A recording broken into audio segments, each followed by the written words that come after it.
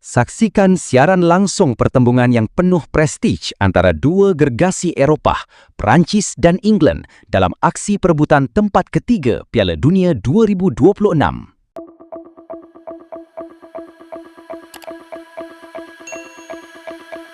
Selepas impian ke final musnah di peringkat separuh akhir, kedua-dua pasukan kini memandang ke arah perlawanan pada Ahad ini sebagai peluang terakhir untuk melengkapkan kempen mereka dengan sesuatu yang bermakna.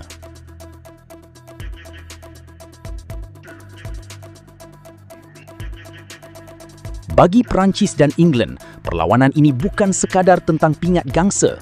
Ia adalah tentang maruah dan ubat bagi kekecewaan mereka selepas tewas dalam perlawanan separuh akhir yang sangat menyakitkan.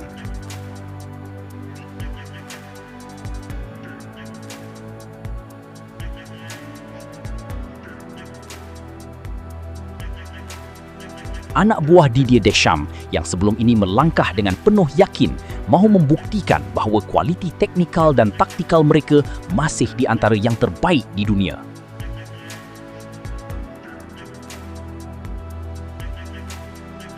The Three Lions pula mahu menutup luka kekalahan kepada Argentina dengan persembahan yang meyakinkan sekaligus membuktikan kedalaman skuad mereka.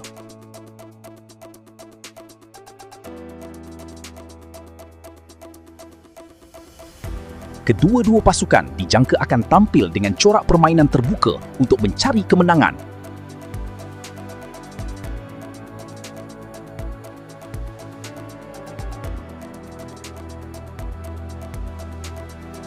Adakah kejuaraan tempat ketiga ini akan menjadi milik Les Blues atau England akan pulang dengan rasa bangga? Sama-sama kita saksikan aksi ini di TV OK pada Ahad ini jam 4 pagi.